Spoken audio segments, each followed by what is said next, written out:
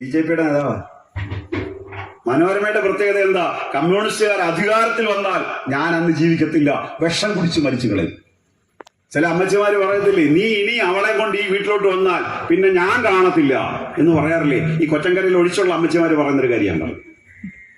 അവളെയും കൊണ്ട് നീ മരുമോളോടെ ദേഷ്യ, അവളെയും കൊണ്ട് നീ ഈ വീട്ടിൽ വന്നാൽ ഇനി എന്റെ ജീവൻ ഉണ്ടാവത്തില്ല. എത്രമാത്രം ശക്തമായ ഒരു പ്രതികരണം അത്. ഒരു പത്രാധിപര് പറയുക, കമ്മ്യൂണിസ്റ്റുകാർ അധികാരത്തിൽ വന്നാൽ ഞാൻ വിഷം കുടിച്ച് മരിച്ചു കളയും. 57 ഏപ്രിൽ മാസം 5-ാം തീയതി EMS അധികാരത്തിൽ വന്നു. ഏപ്രിൽ മാസം 6-ാം തീയതി ഇങ്ങനെ ഹോർലിക്സ് കലക്കി കുടിച്ചത്. അങ്ങേര് വിഷമൊന്നും കുടിച്ചില്ല. അങ്ങേര് വിടുന്നോണ്ട് ഇപ്പൊ ആ പത്രത്തിന്റെ ഉടമകൾ ഇപ്പോഴും ഇരുന്നോണ്ട് കമ്മ്യൂണിസ്റ്റുകാരെ തകർക്കാൻ ശ്രമിച്ചുകൊണ്ടിരിക്കുക. നിങ്ങളൊന്ന് ആലോചിച്ച് നോക്കിയേ, 15 ലക്ഷം ആളുകളുടെ കയ്യിലാണ് രാവിലെ മനോരമ കിട്ടുന്നേ. കമ്മ്യൂണിസ്റ്റുകാർ ജീവിച്ചിരിക്കാൻ പാടില്ല എന്ന് വാദിക്കുന്ന ഒരു പത്രം, പച്ച നുണ എഴുതി വിടുന്ന പത്രം. അത് കഴിഞ്ഞാൽ RSSന് വേണ്ടി കൊഴിലൂത്ത് നടത്തുന്ന മാതൃഭൂമി, മനോരമ ചാനലുകൾ, റിപ്പോർട്ടർ ചാനലുകൾ, ഏഷ്യാനെറ്റ് ചാനലുകൾ, 24 ചാനലുകൾ എല്ലാം കമ്മ്യൂണിസ്റ്റുകാർക്കെതിരാണ്. എന്താ കാര്യം? ഇവരുടെയൊക്കെ മുതലാളിമാരുടെ സ്ഥാപനം അത്. കമ്മ്യൂണിസ്റ്റ് വിരുദ്ധ മാധ്യമങ്ങൾ ഉണ്ടാകാൻ കാരണം ഇതിന്റെ എല്ലാ സമ്പന്നരുടെ കയ്യിലിരിക്കുക. ഇത് നമ്മുടെ കയ്യിലൊരു പത്രമേ ഉള്ളൂ. അത് തന്നെ ചേർക്കാൻ പറഞ്ഞാൽ നമുക്ക് വലിയ വിഷമമാണ്. നമ്മുടെ കയ്യിലൊരു പത്രമേ ഉള്ളൂ, ഒരു ചാനലേ ഉള്ളൂ. നിങ്ങളും അതിന്റെ ഉടമകളാ. കേരളത്തിൽ ജനങ്ങളുടെ കയ്യിലുള്ള ഒരു ചാനലേ ഉള്ളൂ, അല്ലാതെ ചാനൽ നമ്മുടെ കയ്യിലില്ല. ഇനി വാർത്തകൾ മാത്രമാണോ നമുക്കെതിരായിട്ട്? ഇവിടെ സീരിയൽ കാണാത്ത എത്ര പേരുണ്ട്?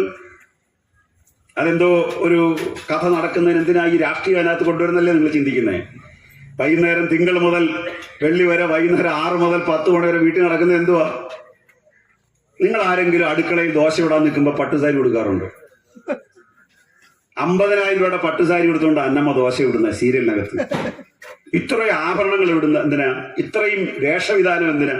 ഒരു സാധാരണക്കാരന്റെ വീട് നിങ്ങൾക്ക് TV സീരിയൽ കാണിക്കാറോ? ഒരു സാധാരണ മനുഷ്യന്റെ കഥ ഏതെങ്കിലും സീരിയൽ കാണിക്കാറോ? കുടുംബം, കൂടോത്രം, പിന്നെ അസ്ത്രവിദ്യ, ജ്യോതിഷം, സകല മണ്ടത്തരങ്ങളും വിളിച്ചു പറയുന്ന ഒരു സ്ഥലമായിട്ട് സീരിയൽ മാറിയിരിക്കുക. കടുത്ത ഇടതുപക്ഷ വിരുദ്ധത അതിനോട് ഉണ്ടാവുകയാണ്. ഈ അടുത്ത സമയത്ത് ഒരു പത്രപ്രവർത്തക കൃത്യമായിട്ട് അത് ചൂണ്ടിക്കാണിച്ചു. അവരുടെ ഒരു ബന്ധു ഇടതുപക്ഷത്തോട് നല്ല താല്പര്യമുള്ള ഒരു സ്ത്രീയായിരുന്നു. ഒരു 5 കൊല്ലം കഴിഞ്ഞ് അവർ തിരിച്ചാ വീട്ടിൽ ചെന്നപ്പോൾ അവര് പിന്നെ ഇടതുപക്ഷ വിരുദ്ധമായിട്ടും ഒക്കെ സംസാരിക്കാൻ തുടങ്ങിയെന്ന് മാത്രമല്ല നല്ല ഹിന്ദു വർഗീയവാദിയായി. തിരക്കപ്പെടുന്ന ഒരു ദിവസം 4 മണിക്കൂർ വെച്ച് സീരിയൽ കാണുമായിരുന്നു. ഈ സീരിയലൊക്കെ എവിടുന്ന് വരുന്ന അറിയോ? ഹിന്ദി സീരിയൽ മലയാളത്തിലാക്കി വരുന്ന സാധനമായത്. ഇത് മൊത്തം അന്ധവിശ്വാസമാണ്, ഇത് മൊത്തം വർഗീയതയാണ്, ഇത് മൊത്തം. ഏതെങ്കിലും ഒരു കറുത്ത പെൺകുട്ടിയെ നിങ്ങൾക്ക് സീരിയൽ കാണിച്ചു തരാം, ഒരു കറുത്ത നായകനെ കാണിച്ചു തരാം. അതൊക്കെ കാണണമെങ്കിൽ നമ്മൾ മിമിക്രി വല്ലതും കാണണം. കേരളത്തിലെ അങ്ങനെയുള്ള സമുദായത്തിൽ വരുന്നവർ മിമിക്രി നടത്തുക. ഈ സീരിയൽ എന്താ കറുത്ത നായികയില്ലാത്ത? ഈ സീരിയൽ എന്താ കറുത്ത നായകനില്ലാത്ത? കറുപ്പെന്ന് പറഞ്ഞാൽ അവർക്ക് ഇഷ്ടമല്ല. കാരണം സുരേഷ് ഗോപിയുടെ മനസ്സിരിക്കുന്നത് എന്താ? ഉന്നത കുലജാതൻ, ബ്രാഹ്മണനാകണം. എത്ര വലിയ വംശീയ അധിഷ്ഠം! ഇയാളുടെ പേര് കേസെടുക്കേണ്ടതാ. എന്തോന്നാ കറുപ്പും വെളുപ്പും? 60,000 കൊല്ലം മുമ്പ് ആഫ്രിക്കയിൽ നിന്ന് വന്നവരാ നമ്മളെല്ലാവരും.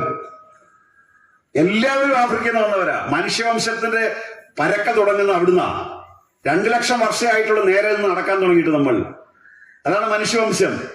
അത് ഓരോ രാജ്യത്ത് ജീവിക്കുന്ന അനുസരിച്ച് കറുപ്പും വെളുപ്പമായിട്ട് മാറും. പാശ്ചാത്യ രാജ്യത്ത് തണുപ്പ് കൂടുതലായതുകൊണ്ട് അവിടെ വെളുത്തിരിക്കും. കിഴക്കൻ പ്രദേശത്ത് ഉഷ്ണമേഖല ആയതുകൊണ്ട് നമ്മൾ കറുത്തിരിക്കും. ഇത്രയുള്ള വ്യത്യാസം. അല്ലാതെ കറുപ്പിനും വെളുപ്പിനും തമ്മിൽ എന്താ പ്രശ്നം? നമ്മൾ മരിച്ചാൽ ആത്മാവ് തത്തക്കകത്താന്നോ കയറി വരുന്നേ? ആത്മാവ് മൈനക്കിളിക്കകത്താന്നോ കയറി വരുന്നേ? അപ്പൊ നമുക്ക് എന്തിനു വേണം? കാക്ക വേണം, കറുത്തനെ വേണം. അത് ബ്രാഹ്മണന്റെ വീട്ടിൽ മരിച്ചാലും ആത്മാവിനെ കൊണ്ടുവരുന്നത് നമ്മൾ കരുതുന്നത് കാക്കയാ. ബലിയിടുന്ന അന്ന് കാക്കയ്ക്കോട് വലിയ സ്നേഹമാണ്. കൈയടിക്കും, മോളെ വന്ന് കഴിക്കടാ കഴിക്കടാ. പിറ്റേന്ന് കാക്ക വന്ന 1 മണി അരി കൊണ്ട് കൊടുക്കത്തില്ല. അത് വേറെ കാര്യം. 1 മണി അരി കൊടുക്കുവോ? എന്തെല്ലാം അന്ധവിശ്വാസമാണ്!